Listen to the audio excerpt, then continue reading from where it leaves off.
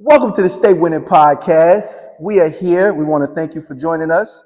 And we're about to get into this big time episode. Crawford, Spence. Yep. Let's get it. Predictions. Let's get it. I stay winning. I'm winning. I stay. There's been this big build-up. Okay. We've been talking a lot about this one fight for like 2 years. All right. And more the last month or so. Right? Definitely. Now, I know we don't agree No, we ain't even close to agreeing. on who gonna win. Nah. But why don't you go on and tell the good folks what your prediction is for this fight? So listen, at the end of the day, Here we go. that dude, Bud Crawford, he gonna give Spence a beat down. He gonna beat him down. You saw that happen before? Nah, Oh. I ain't seen it before. Oh, I ain't seen it before, but I don't need to see it. Because at the end of the day, top to bottom, Terrence Crawford a better fighter. He's a better top to bottom all around fighter. That's my take. You know In what I'm saying? what way? So first of all, he's more versatile. In what way? He's orthodox. Or is he southpaw? Wait. He might got 3 hands up in this joker. You don't even know. You know what I'm saying? Fighting octopus? Yes, you are. He an He octopus? hit you from everywhere. You know what I'm saying? So look, he's more versatile because he can fight either way, which you can't key on him because when you think you got him at southpaw, he come out at orthodox. And now you're like, all right, well, that straight ain't gonna work in orthodox, so that punch is ineffective again. You know what I'm saying? So at the end of the day, You're talking about Spence's jab? I'm talking Spence's jab, Spence's body shots, all of that, which is a positive for Errol Spence. He's a good jabber. He's disciplined, defensively sound, fundamentally sound, and he like to go to the body. But if a person is constantly changing the angle of where you hit them and how you hit them, then you become less effective, and it actually can frustrate you during the course of a 12-round fight. So you don't think in Errol Spence's career he's seen somebody that can switch up and move like Bud? Not like Bud Crawford, no. I don't think Not to the capabilities of Bud Crawford. I don't think Bud's footwork is as special as Sean Porter's. Sean Porter is everywhere. He fights a little bit like Pacquiao. I agree. You get in on one angle, but by the time you finish covering up from that angle and get ready to throw something, Right. he's somewhere else, swinging on you. So who gave Errol Spence his toughest fight? Who gave him his toughest fight? Mm-hmm. You think Sean Porter was his toughest fight? I do. I think without the knockdown, it's a draw or he loses. Okay. I'm glad you think that. Okay, yeah. I mean, because It means nothing to me we right all now. know you got It means Errol nothing to me. Spence. You know what I'm saying? I got Errol Spence. That's I got what's Errol up. Spence. But why? Because- Why you got Errol Spence though, bro? Because I think Terrence is special. And I think Errol has already shown you that his style, his will, his preparation is already there for those fighters that are special. Okay. So what do I mean by special? Now look at Bud. Bud can move and he can box. One of the best boxers that was fighting at welterweight was Lamont Peterson. Okay. And Errol put him away. Right. Lamont is that guy, and Errol TKO'd him. Okay. So I think Errol can handle a boxer. Now, Okay. Bud's power, yeah, I think Bud's power is special too. I think he's gifted in that way. Like his power has translated at every weight class that he's fought. Right. So he can put somebody on their behind. Right. He has that kind of power, that kind of accuracy. Right. But I've already seen Errol in there with big punches. Mm-hmm. And they do hit him. They hit him, but not the way they want. Right. His defense is great, man. Like he does get touched, but he rolls with those punches. Okay. Ugas Mm-hmm. got a clean hit on Errol when Errol's mouthpiece came out. Yeah, he was missing teeth. He thought he was. Hey, is that my teeth? Them my teeth? He thought he was. Come here, Grandma. He Give me was- my teeth. He was so worried about looking bad in front of the IG models, he turned to look for his mouthpiece instead of worrying about the dude swinging on him. But- Hey, duck the punch. Forget your teeth, bruh. Right. So Ugas was able to hit him clean, and he knocked Errol across the ring. Right. He ain't knock him down, though. No, he didn't. He ain't knock him out. No, he did. Errol got himself together He did. and stopped Ugas. He stopped him. And Bud has never fought anyone as good as Ugas. So look, this whole resume thing, Mhm. like Terrence don't have a resume, Errol's got the better resume. To me, that don't mean nothing when you get in the ring, because at the end of the day, the truth of the matter is, I believe Errol Spence has never seen a fighter in front of him like Terrence Crawford, and Yeah. Terrence Crawford has never seen a fighter in front of him like Errol Spence. So all of the ability that Ugas had, Sean Porter had, Carol Brook had, don't mean nothing from past fights for either of the fighters, because I believe the both of them. What I am going to say about this fight that is going to be box office is they're going to bring out the very best in each other. That is my prediction in the fight. I'm hoping that this is one of them Leonard Hearns, Leonard Hagler type of fights where we see the very best and we find out who the very best welterweight is in this world right now.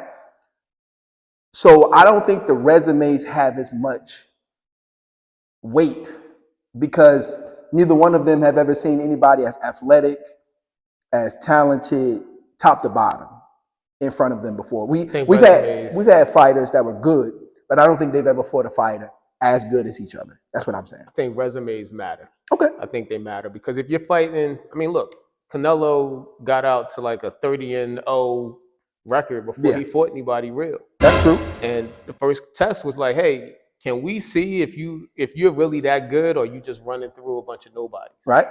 And he showed that he can hold his own against the best. He's going out there and he's beating the second best and a bunch of others. Right. Couldn't beat Floyd though. Nobody could beat Floyd. I'm going to keep saying that. But going back to like Errol not seeing somebody like Terrence, I think he has seen people like Terrence. Okay. The difference though is again like that accuracy and that power that Terrence has, that is real. And I respect that. But Terrence sit there and he get hit just like everybody else. Okay. I don't see anything special about Terrence's defense that makes it so I think he's going to get out of the way. Okay. And when Errol Spence says he's coming in there to like break them down, right, that's how he get his TKOs. He injures people or he just wears them out. So here's the thing about that philosophy. That philosophy has worked, right? And it got him to be an undefeated 3-belt holder in the welterweight division. All right. What happens when it doesn't work and you got to go into your bag and figure out, okay, I can't walk him down because he's taken away the ability to walk him down. I can't use the jab to get close enough. He's more athletic than what I thought. He's faster than what I thought. And guess what? It's just like the same thing people say about Floyd. They said Floyd couldn't hit, but you ain't see nobody running up on Floyd and just take his punch and walk through the punch like, okay, I'm just gonna get close to you. Apparently, Floyd hit hard enough to keep people at bay. Right. So what happens when he gets stung and he's like, yo, wait, that hurt a little bit more than what I thought. And I gotta go into things that I've never had to go into before because I've never had to change my approach ever. I've always walked them down. What happens when that happens? So I'm gonna say we don't know because we haven't really ever seen that. Right.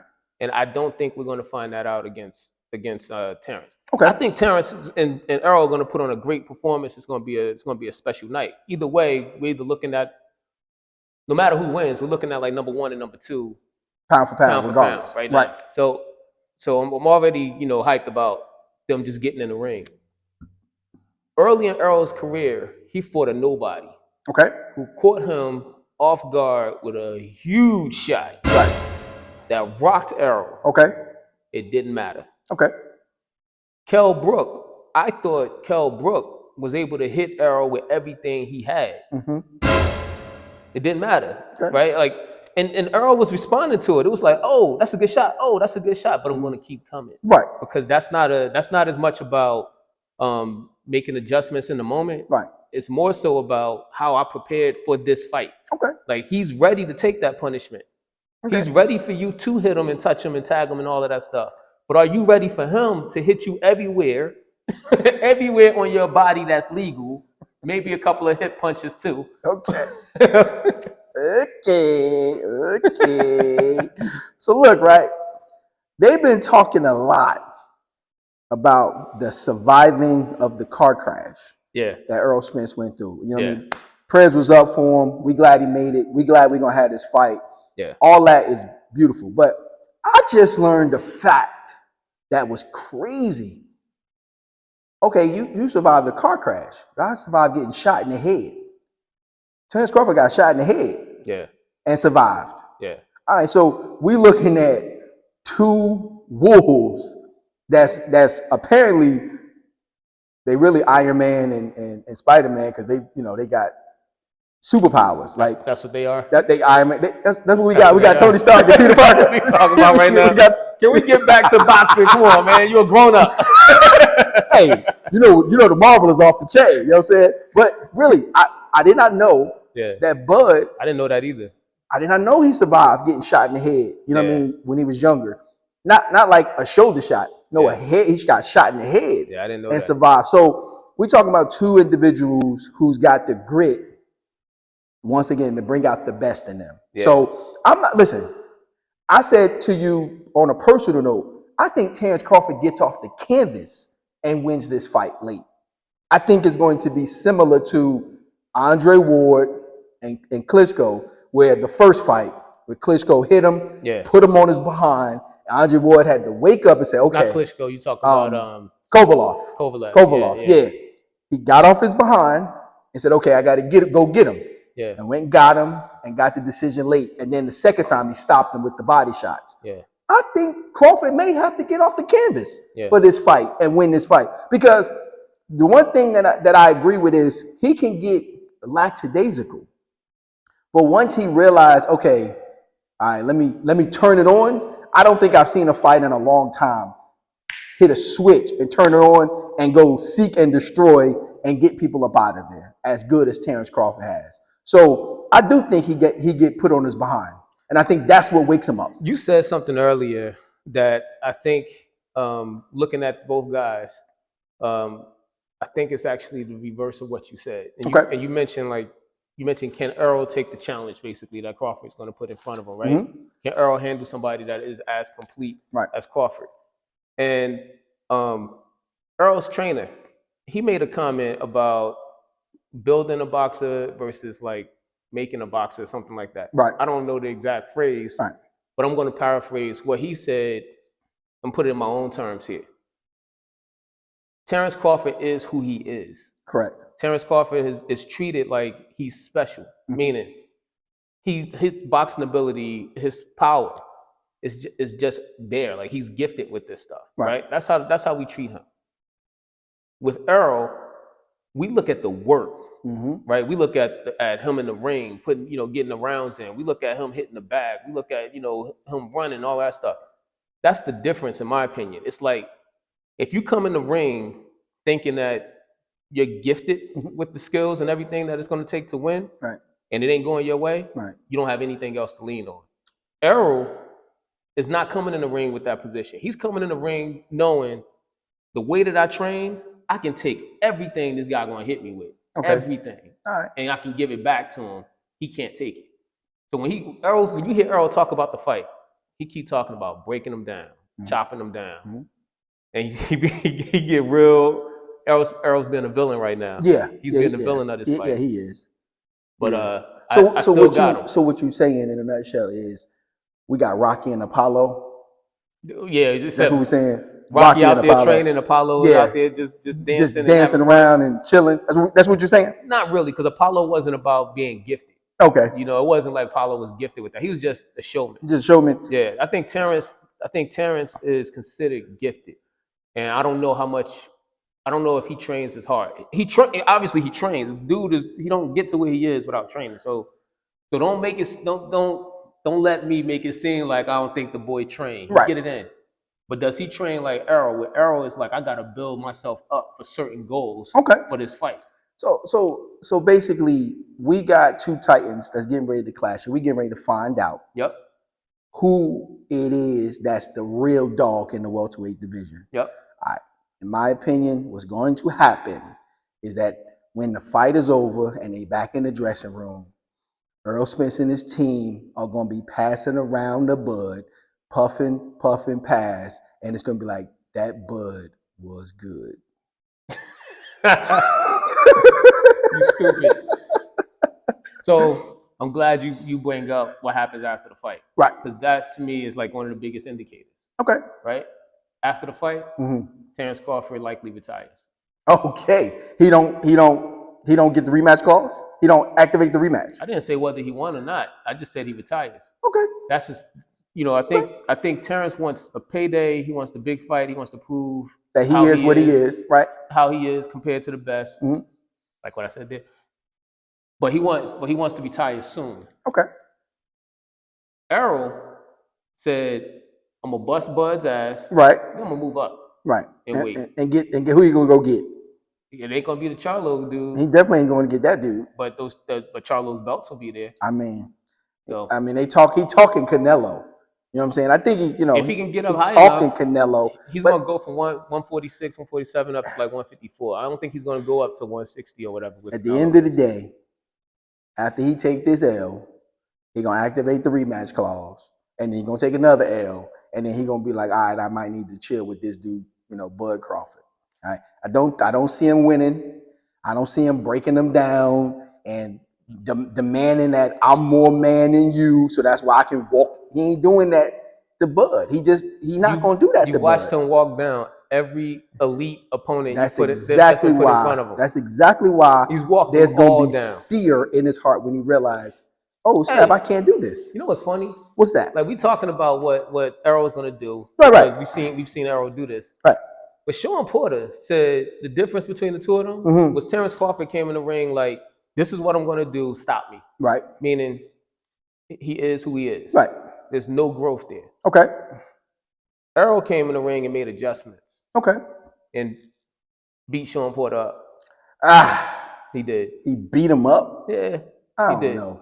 He did. That's sus, man. That's a suspect. No. No, he didn't beat him up. No. He was struggling. When your boy sat down, he got caught with a good shot. He's getting beat up. He got caught with a good shot. He got caught with a couple of them. And so did Errol Spence. Errol Spence never. There was never like, what happened? So look, there was never look. None of that. I'm not listening. I ain't even fighting with you today. I'm not fighting with you today about who he fought, what they did, what they not. Because you lose on all fronts. How? They are both. Ain't fought nobody. He fought the same people that Bud fought. He fought Sean Porter and Kell Brook. And he fought the same two people. He fought, first of all, both Errol Spence and Terrence Crawford fought a shell of Kell Brook. I agree. Triple G damaged them. Kell Brook whooped Sean Porter's behind. Okay, and then he got his butt whooped by both of the two fighters we talking about. Right, but again, he went in with the hardest punches in the business and got his orbital bone shattered. Yeah. So when Bud fought him and when Errol fought him, he already had a previous injury that could be exploited. Errol exploited it. And Errol got the same injury, right? He got a broken automobile from the car crash. Accident. Yeah. So here's the thing that I think a lot of people don't give credit to Terrence Crawford about. Right. He was in a lower weight class, cleaned the weight class out, became the unanimous belt holder in that weight class. Moved up. Who did he fight to get the belt? I don't know. Who did he fight along the way? Doesn't matter. Whoever was in that division, he cleaned them out. Okay. So he cleaned them out. Cleaned out all of the substitute teachers. He cleaned out them and became the undisputed champion of that weight division. Substitute teachers. All right. That's cool. Whatever they want to be, he cleaned them out. Okay? Yep. Now he moved up to welterweight and all these questions about can his power translate? Is he big enough? Is he this? Is he that? I mean, he's still knocking people out at welterweight. As we said, his power does translate. He can only fight who's in front of him. So we can't be like, well, you ain't fight this one. He fought Brook. He fought Porter. Yep. You know what I mean? He fought Khan. He fought these guys. And he's beaten all of them. Glass chin Khan? I mean, yeah.